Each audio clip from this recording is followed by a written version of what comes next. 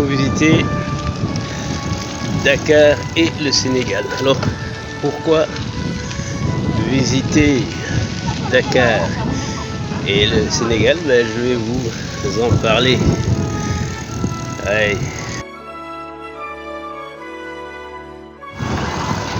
donc, pourquoi il faut visiter le Sénégal? Ben, c'est un pays touristique. Pays très touristique, avec beaucoup de sites, toutes les infrastructures nécessaires. Et puis les gens sont accueillants, pragmatiques, cool. Voilà. Même en dehors des touristes, il y a beaucoup d'étrangers au Sénégal qui y vivent pépère. Voilà, ça peut être une des raisons, mais il y a beaucoup d'autres raisons aussi. Alors, ce n'est pas un pays sans histoire. Il y a aussi des tensions politiques, il y a des violences, tout ça. On l'a vu encore dernièrement au début de l'année et les années précédentes. Mais il est stable. Jamais de coup d'État. Pas de coup d'État ni civil ni militaire. Donc depuis l'indépendance, c'est comme ça. Il y a l'alternance, ça se passe bien. Bon, c'est un pays pluraliste. Il y a beaucoup de partis politiques. Il y a une société civile très active, des syndicats qui font vraiment le travail de syndicats. Voilà, la presse, elle est plurielle. Il y a beaucoup d'organes de presse écrite, radio, télévision, tout ça. Ouais, ça fonctionne bien. Bon, une autre raison, mais certainement pas des plus importantes, c'est que si vous visitez le Sénégal, vous pourriez me croiser dans l'un ou l'autre des quartiers de Dakar ou ailleurs. Et bon, ça c'est pas très important, mais on ne sait jamais, on pourrait se prendre un thé ou un café ou un jus local.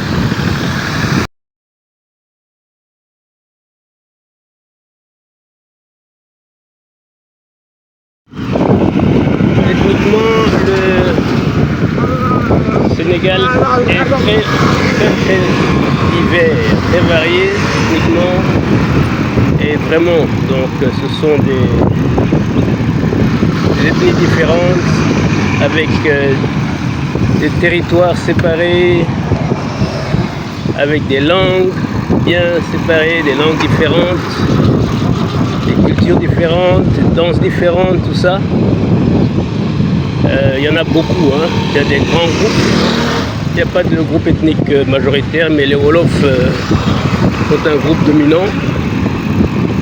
Mais il y a aussi beaucoup de Peuls de couleur, et des Mandingues, des Malinqués, tout ça. Et bien sûr aussi les Sérères, les Diola, et des groupes moins importants comme les Manjaak, les Mancagnes, les Bassari, les Baïni. Il y a aussi des Arabes ici. Et puis pas mal d'étrangers, des gens venus d'ailleurs mais qui ne sont plus des étrangers maintenant, comme les Bissau-Guinéens, les Cap-Verdiens, les Maliens aussi. Mais après plusieurs générations, ne sont plus vraiment des Maliens. Et puis il y a aussi des immigrants plus récents, venus de Guinée, du Mali, et tous les autres. Bon, il y a aussi des Béninois, des Togolais qui sont venus au moment des indépendances, avant l'indépendance, même au moment de l'indépendance, travailler pour enseigner, travailler pour l'administration coloniale, tout ça. Alors le pays est majoritairement musulman. On aurait peut-être à peu près 18 millions d'habitants, avec peut-être, on dit, 5% de chrétiens, essentiellement catholiques. 5% de 18 millions, ça fait presque 1 million, 900 000. Bon, les 5% aussi, c'est un chiffre. Est-ce que c'est 5%, c'est plutôt 5 ou un peu plus, on va aller savoir. Mais voilà. Alors, les deux, disons, communautés, chrétiens et musulmans, s'entendent très très bien. Bon, tout le monde fête les fêtes de tout le monde, quoi. Tout le monde s'invite. La Tabaski, c'est pour tout le monde.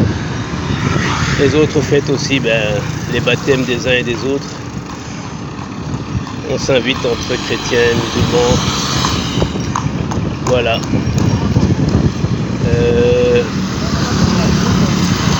Quand c'est la fête des chrétiens, les musulmans passent,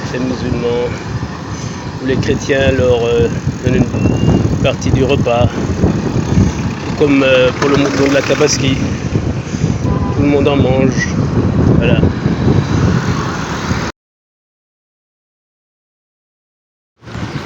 Alors, chrétiens et musulmans sont très pratiquants et très démonstratifs.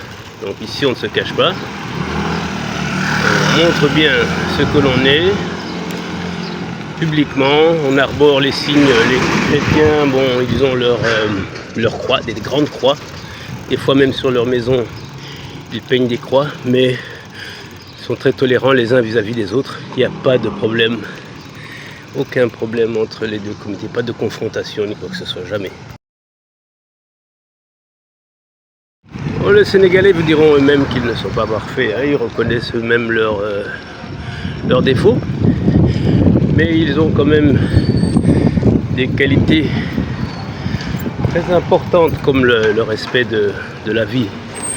Donc il peut y avoir des violences ici, mais ça ne dégénère jamais, ça ne devient jamais un carnage avec des dizaines et des centaines de morts. Ici même 2-3 morts, c'est très grave. Et ils peuvent être violents, mais ils ont des limites. Et on l'a vu, on le voit chaque fois. Un jour, un médecin qui s'appelait Pierre,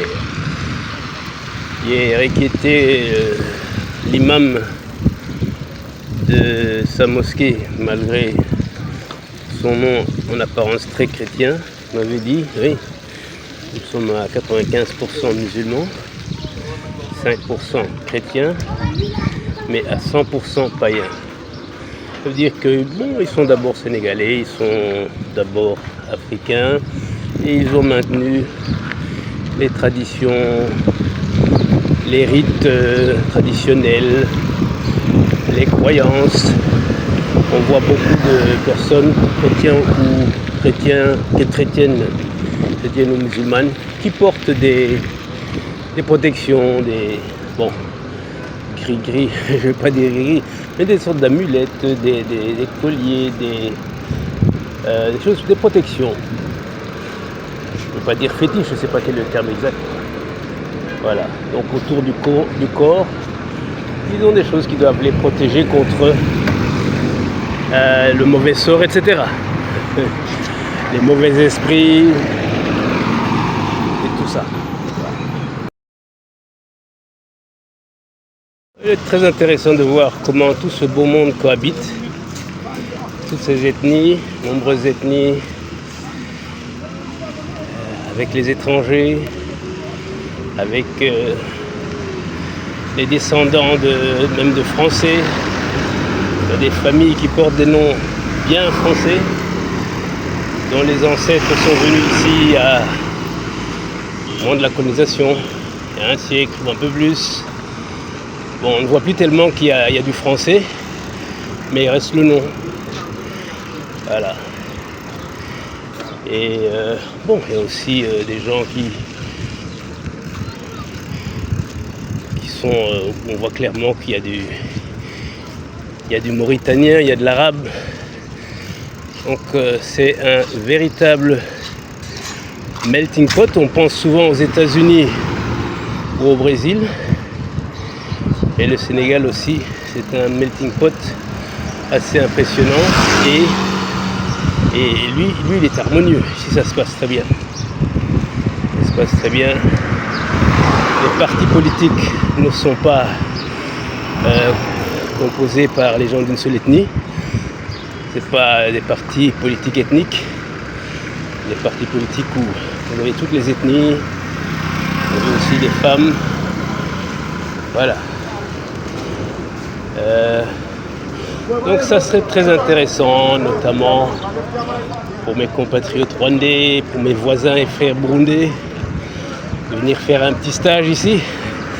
Et pas seulement eux, même les autres, les Nigérians, les Congolais. On pourrait voir comment on peut gérer un pays africain sans heurts, en violence exagérée. Parce que ce ne sont pas des moutons non plus. Les Sénégalais ne sont pas des moutons. Si quelque chose ne leur plaît pas, ils le disent. Ils manifestent, ils font la grève, ils sont indépendants, ils s'expriment. Ils ne sont pas des moutons. Une bonne raison de venir au Sénégal, c'est pas loin. Par rapport à la Belgique, à l'Europe, c'est tout près. Par rapport à l'Espagne, c'est 4 heures. 4 heures de vol peut-être. De la Belgique, où la France a ici, c'est 6 heures. Et comme il y a beaucoup d'avions, c'est pas trop cher. On peut avoir un vol à 400, 500, 600 euros, tranquille. Et même sans escale avec Brussels Airlines. Bon, par rapport au Rwanda et au Burundi, ça c'est un peu plus long, quoi, hein, parce que l'Afrique est immense et les billets sont très chers. Comme il n'y a pas beaucoup de compagnies qui font Kigali ou Bujumbura, Dakar, donc ça peut coûter cher et c'est assez long parce que des fois, si vous êtes en Kenya, avec Kenya Airways, il faut peut-être passer par Nairobi, avec Ethiopian, il faut peut-être passer par Addis Abeba, donc ça rallonge. Mais bon, c'est toujours faisable et ça vaut la peine. Alors pour l'hébergement, il y a de tout. Il y a des grands hôtels, des petits hôtels. Il y en a pour toutes les bourses. Et puis, vous pouvez louer des appartements meublés. Il y a toutes les catégories aussi et c'est convenable. Il y en a qui sont très très bien pour des montants abordables. Style 30 ou 40 euros par nuit, des choses comme ça. Et dans l'ensemble du pays, il y a des petits hôtels, des motels, des auberges qui sont tout à fait convenables. Voilà, donc venez si vous avez besoin de plus d'informations, n'hésitez pas à m'envoyer un message ou à m'appeler carrément. Bye bye. Bon, il faut aussi noter que le Sénégal a une très grande façade maritime. Donc c'est plusieurs centaines de kilomètres de côte avec des plages, d'immenses plages, nombreuses plages un peu partout. Que ce soit autour de Dakar, bien que ce soit de Dakar jusqu'au nord à Saint-Louis, on peut descendre tout en bas dans le sud aussi. Il y a des plages, il y a la mer, l'océan en fait, beaucoup de baies, et puis les différents fleuves, le fleuve Sénégal, le fleuve Gambie, beaucoup de fleuves un peu partout. Voilà. Il y a beaucoup de choses à visiter, au nord, à l'est, au sud, tout ça. C'est des paysages très différents, des climats différents, la végétation, une partie de savane, plus ou moins, je ne veux pas dire désertique, mais par rapport à l'Afrique centrale, c'est un peu plus clairsemé. Dans certains endroits, la végétation est beaucoup plus clairsemée, mais ça a aussi son charme. Voilà. Très bonne journée. On va un peu prendre une petite pause.